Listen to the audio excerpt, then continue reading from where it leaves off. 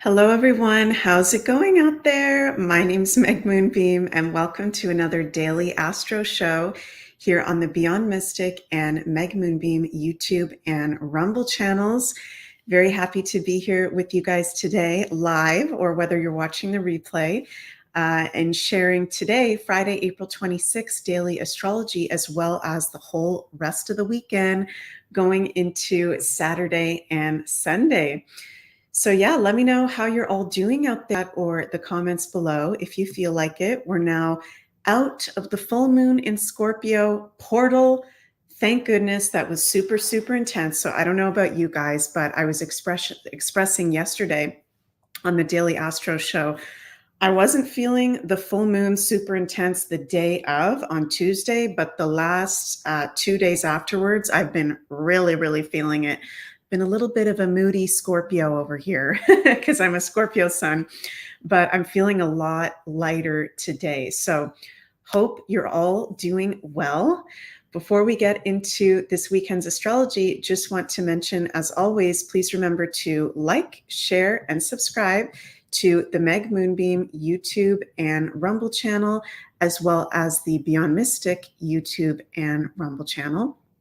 And I do offer personal astrology consultations that are available at consultations.beyondmystic.net in the link in the description box of this video if you'd like more of a personal astrology reading.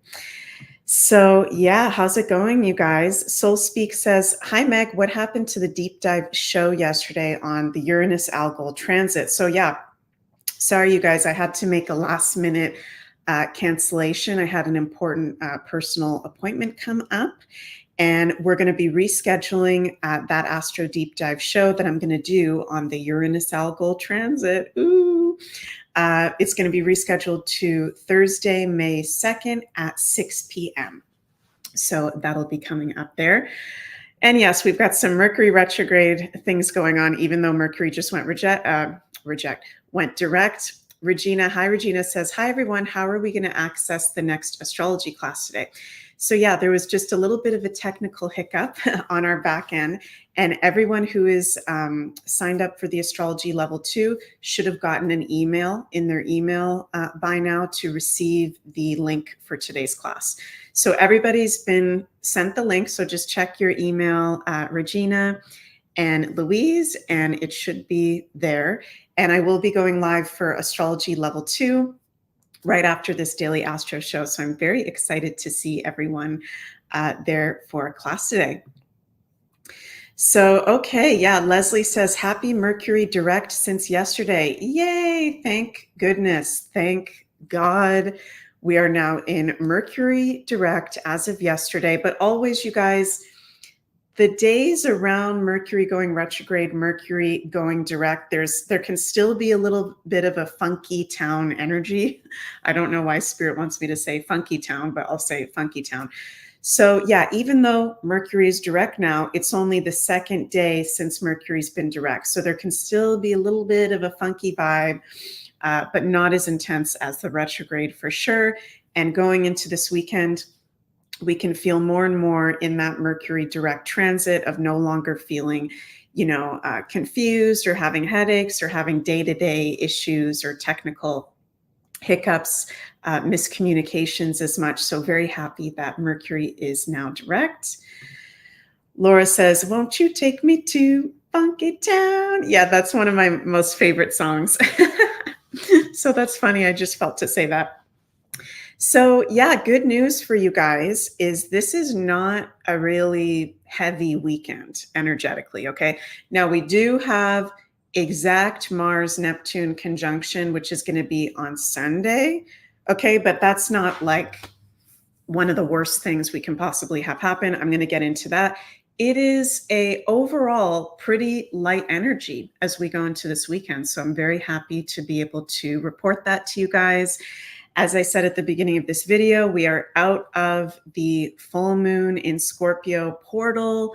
The 3 days before or after a full moon or new moon, we are in that new moon or full moon portal. So we are out of that. Thank goodness. That was a very intense full moon in Scorpio. And we are now Friday, April 26th, with the sun at 6 degrees of Taurus. So happy birthday to all the Tauruses out there. We've still got that Jupiter-Uranus conjunction in Taurus, but now as of today, they're 1 degree off.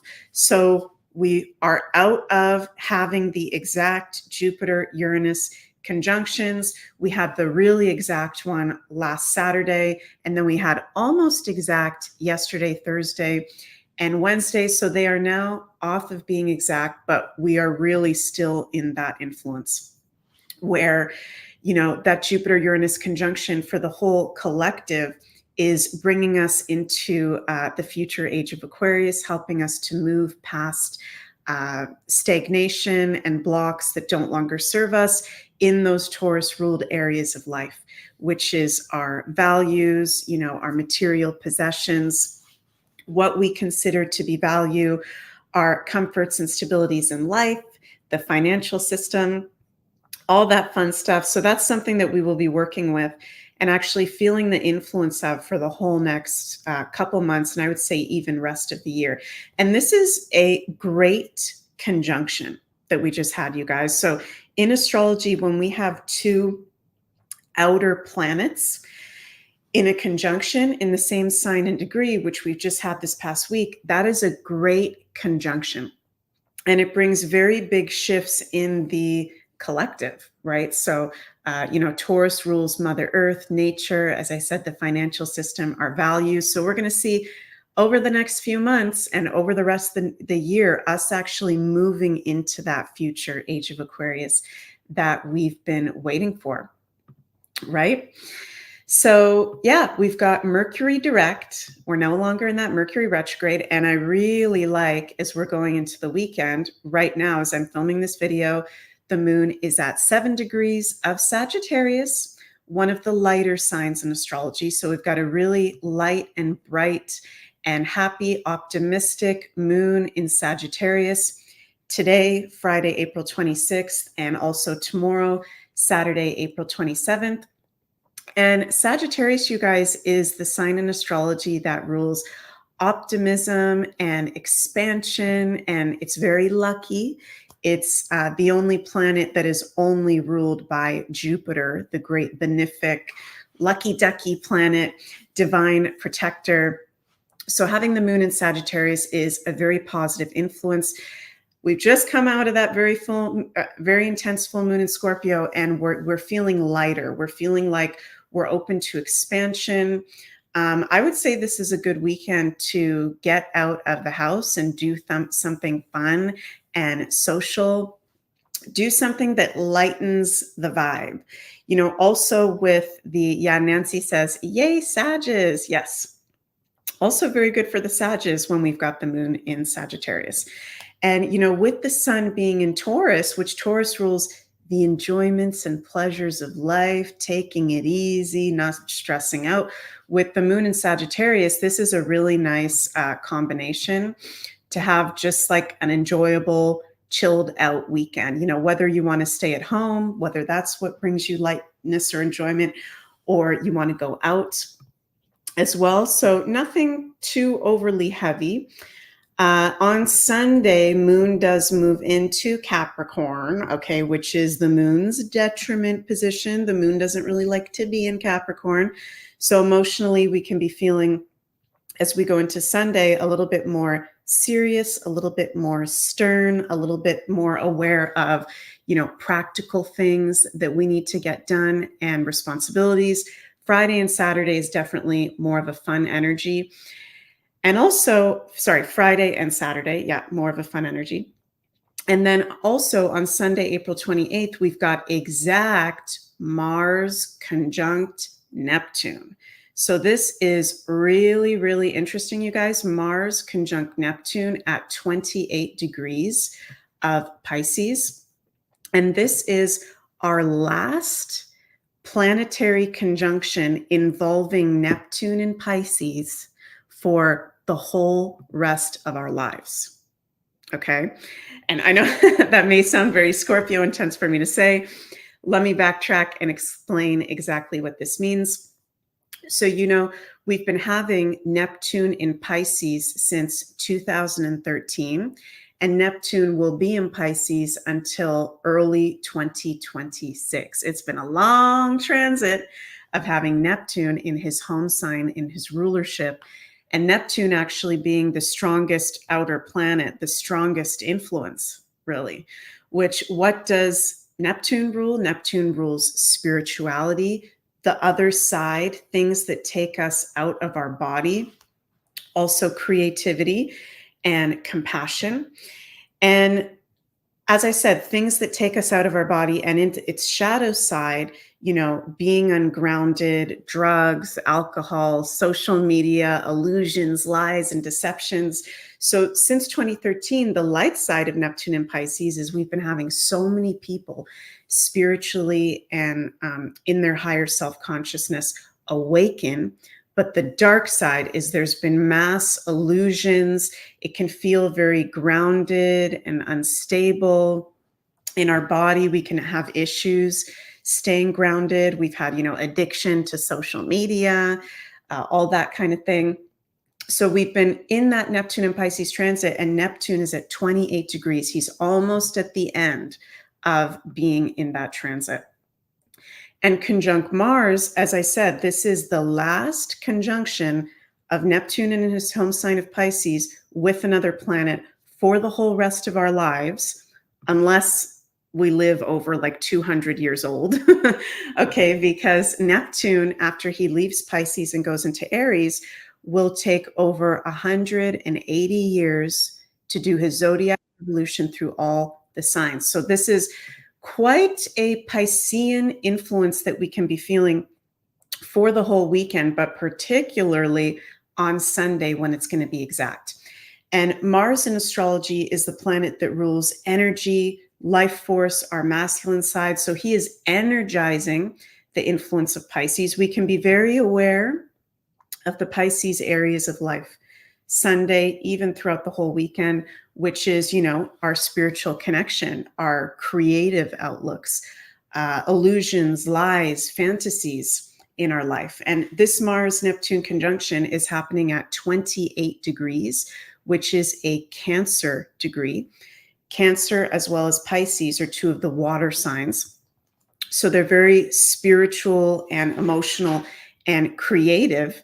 So it's really highlighting our emotional well-being, our mental health as well, and our spiritual connection. And I see this Neptune-Mars conjunction as kind of the last big spiritual awakening activation of anybody who has maybe not, you know, woken up yet, so to speak, during this Neptune in Pisces transit. So we may be seeing this weekend some people around us that we weren't expecting starting to spiritually wake up, or over the next few weeks have that experience of spiritual awakening or waking up that we might not have expected. Family members, because it's at a Cancer degree, Cancer rules home and family, or people that we consider soul family or very close to us. We haven't had Mars conjunct Neptune since May 18th, 2022. So Mars conjunct Neptune only happens every 2 years. And yeah, overall, as I said, it's highly spiritual, creative, also romantic and dreamy and sensual, because Neptune can be, you know, fantasy love, soulmate, twin flame love, fairy tale love. And Mars is about our sexuality and sexual urges. So people can be feeling very romantic with this aspect as well. You want to see where you have 28 degrees of Pisces in your chart to see where you're receiving the activation, spiritual and creative activation and compassion from this Mars-Neptune conjunction. So check where you have 28 degrees of Pisces in your chart. Very, very powerful stuff. So overall, you guys, I'm loving the energy of this weekend.